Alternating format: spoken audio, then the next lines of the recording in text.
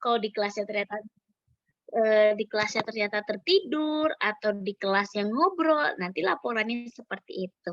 Nah, jadi kita sama-sama belajar adab di kelas biar menjadi, kelas yang berkah dan nanti kita mendapatkan ilmu yang bermanfaat. Ya, bismillahirrahmanirrahim. Yang pertama, meluruskan niat dan senantiasa bertakwa kepada Allah Subhanahu wa taala. Jadi kita niatkan kembali nih, kenapa sih teman-teman semuanya ada di kelas Zoom ini gitu ya. Niatnya karena Allah Subhanahu wa taala. Niatkan untuk mencari ilmu. Nah, setelah mendapatkan ilmu, niatkan untuk mengamalkan ilmu tersebut. Kalau misalnya ada niat, "Ah, ini kan disuruh bunda, kalau nggak disuruh bunda aku lagi nonton TV," gitu kan. Niatkan kembali meskipun disuruh bunda, niatkan lagi nih, "Wah, karena Allah Subhanahu wa taala," agar mendapatkan pahala dari Allah. Ya, ada yang niatnya masih belum karena Allah? Kita perbaiki ya. Niatkan karena Allah. Bismillahirrahmanirrahim. Aku belajar karena Allah Subhanahu wa taala. Nah, kemudian senantiasa bertakwa kepada Allah Subhanahu wa taala. Jangan lupa udah sholat asar semua belum nih? Sebelum kajian udah sholat asar semua ya? Udah sholat asar? Udah sholat asar. Oke, barakallah fikun. Kemudian tepat waktu dalam mengikuti setiap kelas serta fokus menyimak. Jam berapa kita mulai kelasnya? Jam 6.14. Nanti teman-teman yang beda waktunya nanti diikuti ya. Misalnya teman-teman yang dari Kalimantan, tadi Amiro, Humaira, Hafiza, apakah beda waktunya?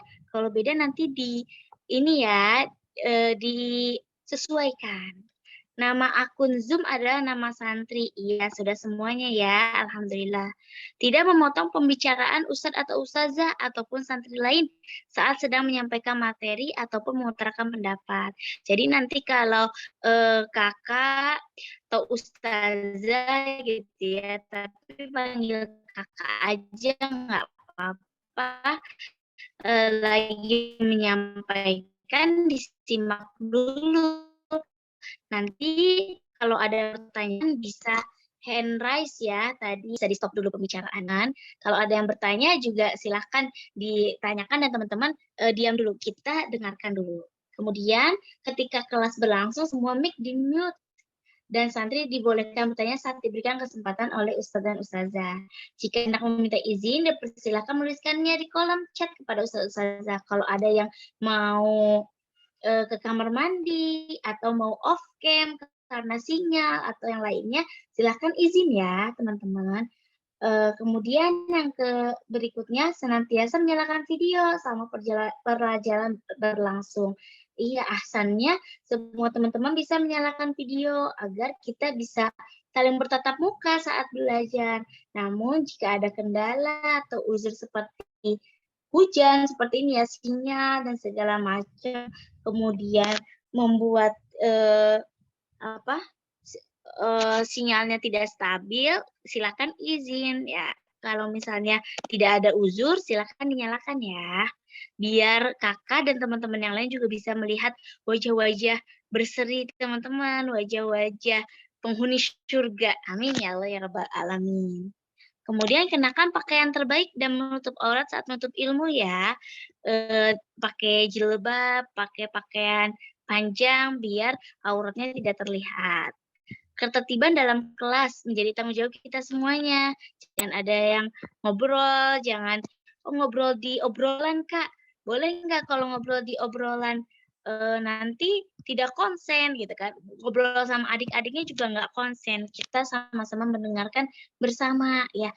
Biar ilmunya itu kita dapatkan secara utuh, secara keseluruhan. Karena gini teman-teman, ada ceritanya di zaman dahulu santri ini, dia ngantuk di kelas saat sedang memberikan titik dalam ini ya, titik bahasa Arab kan kalau dulu bahasa Arabnya nggak ada titiknya ya.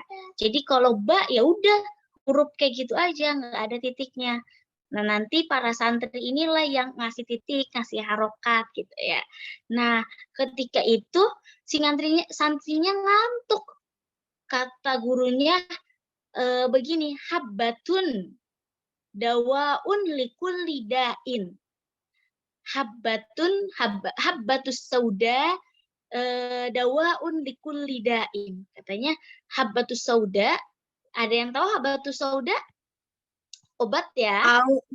Tahu kan ya, yang hitam itu adalah iya, bagus, hebat. Mungkin teman-teman juga minum ya, itu bagus. Kata ustadznya itu, habbatus sauda, biji hitam itu, tanaman hitam itu, obat untuk segala penyakit. Si santrinya ini ngantuk gitu ya. Ngantuk, ngobrol, dan yang lainnya. Dia bukan nulis habbatun, tapi hayatun. Hayatus sauda. Hayatus sauda artinya ular hitam. Ular hitam tulisannya obat untuk segala penyakit. Nah, ketika dia mencari obat untuk segala penyakit, dia nyarinya ular hitam. Kira-kira sembuh atau ternyata meninggal, teman-teman? Iya, tidak sembuh, jadinya meninggal. Karena ular hitam itu punya bisa yang banyak, berbahaya. Nah, lihat, salah titik saja bisa jauh banget gitu ya.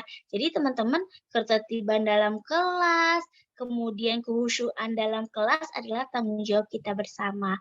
Jangan sampai ada yang salah tangkap nih, nanti salah gitu ya. Semoga kita selalu dibimbing oleh Allah Subhanahu wa taala nih agar mendapatkan ilmu yang lurus, ilmu yang salim, ilmu yang benar. Selanjutnya, semoga Allah memberikan kita semua kemampuan dan kemudahan untuk melaksanakannya. Semoga Allah memberkahi ilmu yang kita dapatkan. Amin ya Allah ya Rabbal alamin. Oke, ada yang ditanya?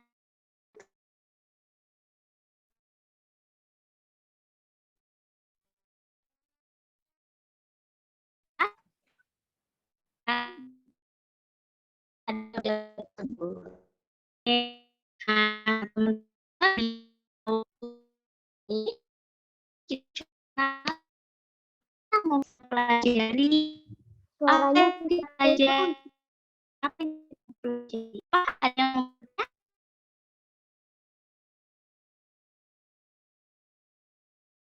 suaranya putus-putus.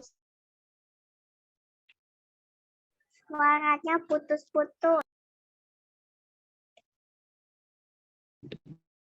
Suaranya putus-putus. Suaranya putus-putus.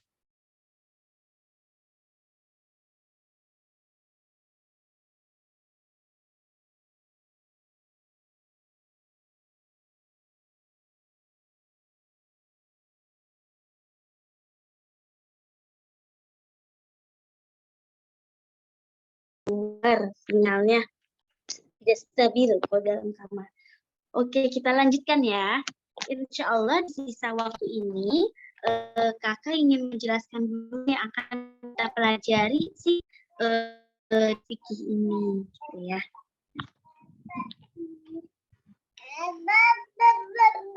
Iya deh.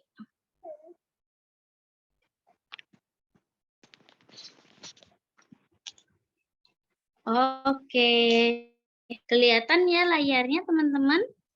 Kelihatan. Kelihatan Kak. Kelihatan Kak.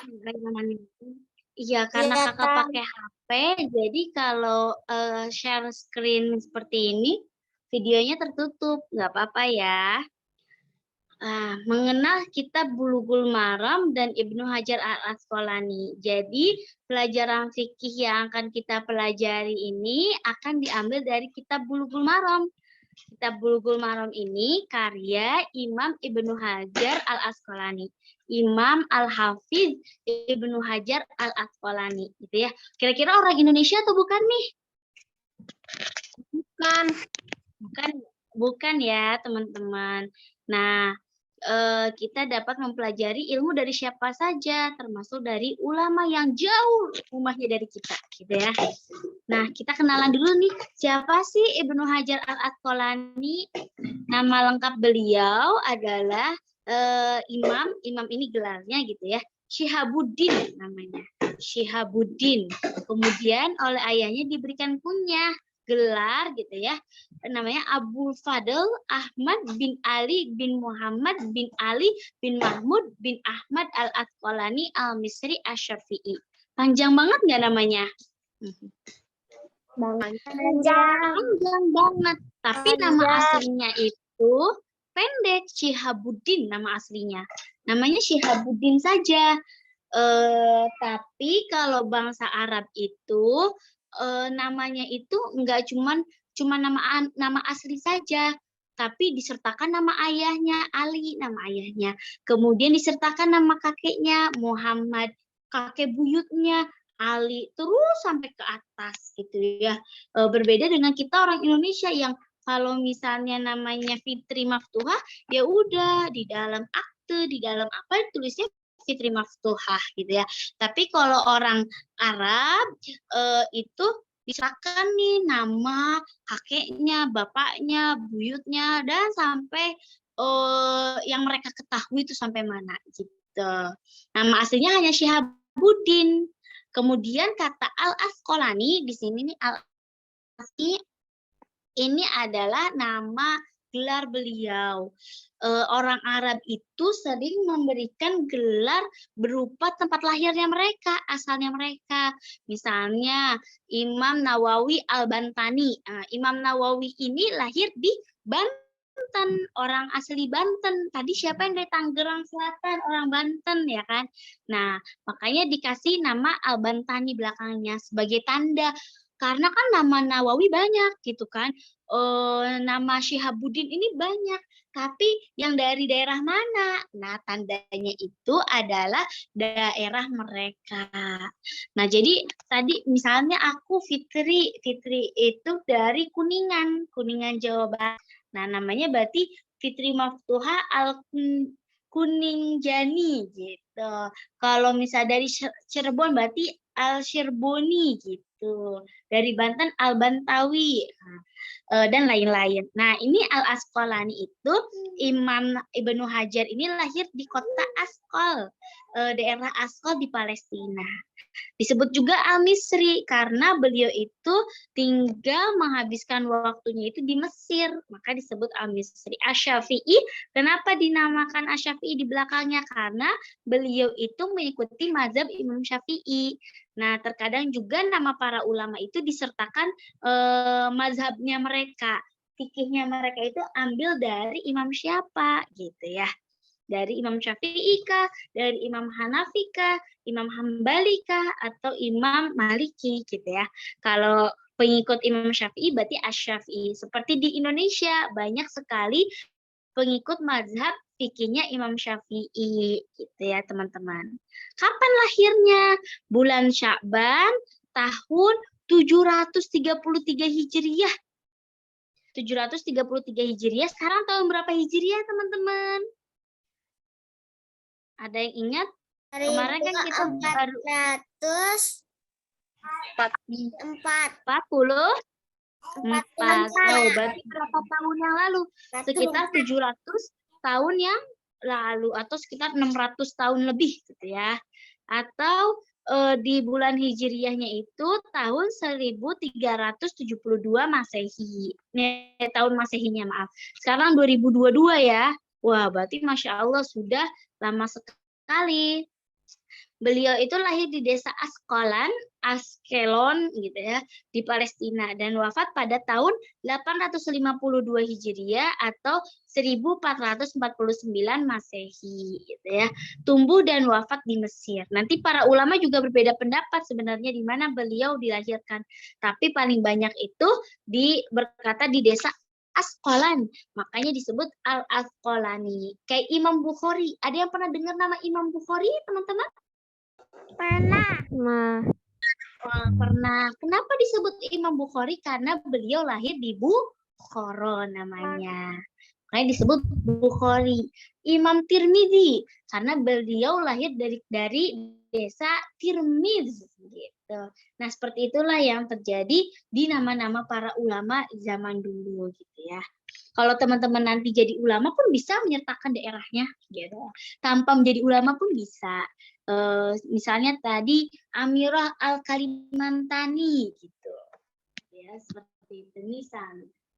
Lanjut ya, kita lanjutkan kepada bagaimana ceritanya beliau dalam mencari ilmu, teman-teman. Nah, ini sebagai motivasi buat kita. Ternyata beliau itu anak yatim piatu. Anak yatim piatu, meskipun beliau yatim piatu, tidak menjadikan beliau itu anak yang broken home. Tidak menjadikan beliau itu anak yang nakal. Tidak menjadikan beliau itu anak yang tidak terdidik. Ternyata meskipun beliau anak yatim piatu, beliau lahir dari sosok ulama yang sangat dikagumi oleh semua orang. Keilmuannya diakui oleh ulama-ulama yang lain. Oleh karena itu teman-teman, kita alhamdulillah punya orang tua, maka kita harus lebih semangat lagi.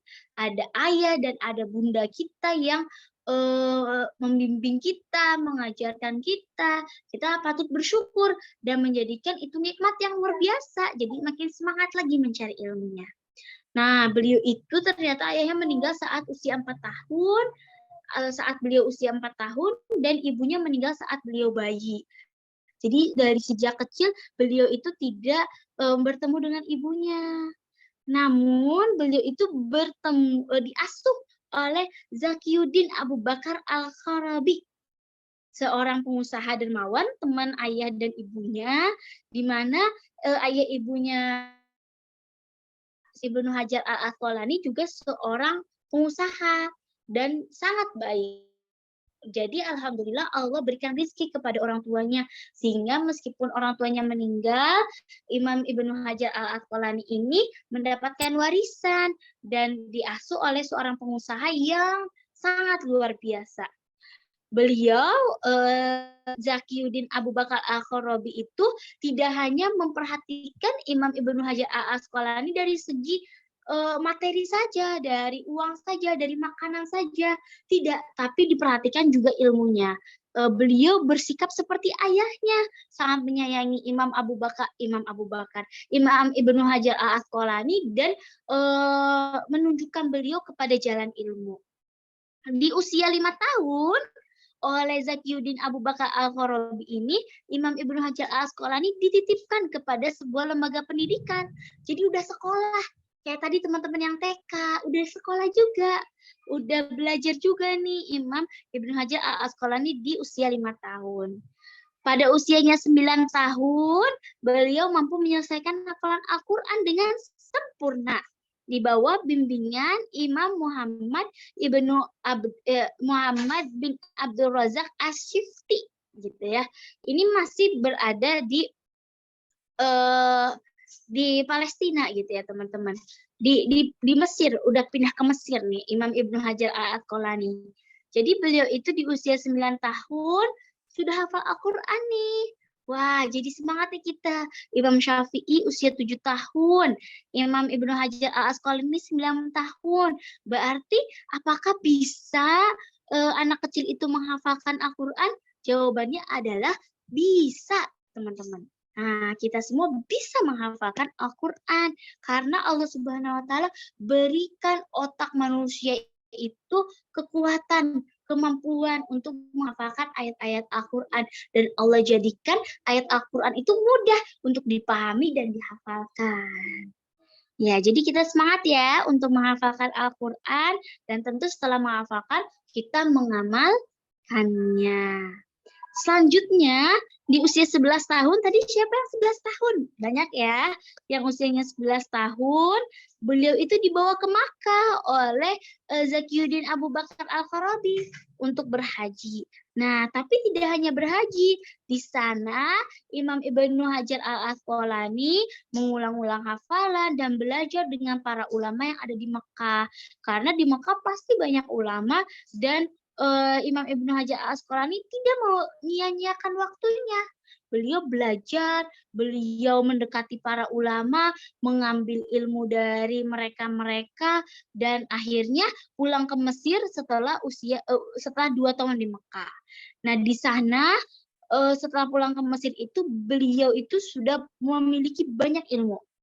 Sudah kaya ilmunya, sudah dapat memberikan sebuah fatwa, tapi tidak menjadikan beliau itu sombong, beliau tetap belajar dan tetap mencari ilmu karena usianya masih muda, masih 13 tahun tapi sudah hafal Al-Qur'an, sudah hafal kitab yang banyak, sudah dapat mempelajari kitab-kitab yang sulit gitu ya. Kitab-kitabnya itu terdiri dari fikih, dari hadis, dari tafsir Al-Qur'an dan yang lain-lain. Kalau ada pertanyaan, Kak, itu kan karena Ibnu Hajar Al-Asqalani sama-sama orang Arab, jadi gampang mempelajarinya. Betul, teman-teman. Itu salah satu privilege, salah satu keuntungannya gitu. Tapi sebenarnya tidak semua orang Arab itu memiliki bahasa Arab yang baik. Jadi Imam Ibnu Hajar ini memiliki bahasa yang baik, tekad yang luar biasa sehingga dapat mempelajari ilmu-ilmu agama itu dengan cepat, dengan luar biasa. Nah, tapi tidak menjadikan kita jadi ya udahlah nggak mau gitu kan. Karena sekarang banyak sekali kitab-kitab yang sudah diterjemahkan dalam bahasa Indonesia. Selama kita sudah bisa membaca, maka ilmu-ilmu itu akan sangat mudah untuk kita pelajari, teman-teman. Insya Allah.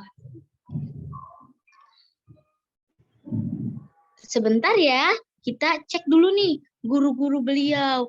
Guru-guru beliau itu banyak sekali. Di antaranya Imam Muhammad bin Abdul Razak As-Sifti yang tadi mengajarkan beliau Al-Quran. Imam Abul Faraj Abdurrahman bin Abdul Mubarak Al-Ghazi. Dan beberapa ulama hadis lainnya. Di mana beliau belajar hadis. Dimulai dari kitab Sahih Bukhari. Syekh Zainuddin Al-Iraqi, Imam Syihab Al-Khayuti dalam ilmu fikih. Kepada Al-Iz bin Jamaah dalam ilmu etika dan adab. Jadi dalam ilmu fikih beliau dari Zainuddin Al-Iraqi dan dari Imam Syihab Al-Khayuti. Kemudian beliau juga belajar ilmu adab, belajar ilmu akhlak karena ilmu tanpa akhlak itu akan beda perasaannya, teman-teman. Ada orang yang pintar tapi sombong. Kira-kira teman-teman bakal seneng apa bakal kesel? Kesel. Misalnya teman-teman di sini rata-rata homeschooling ya. Jadi mungkin belum merasakan ketemu teman yang pintar, kemudian nggak mau belajar bareng gitu ya. Jadi ya ada aja waktu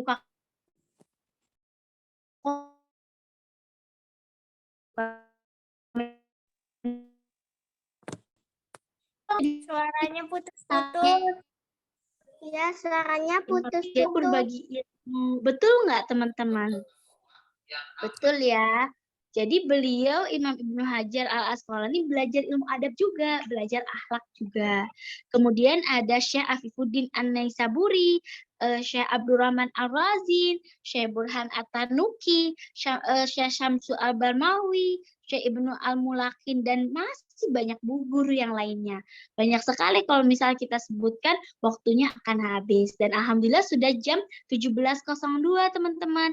Insya Allah perkenalan kita kepada Imam Ibnu Hajar Al-Asqalani dan kitab Bulughul Maram kita lanjutkan di pekan depan ya, teman-teman.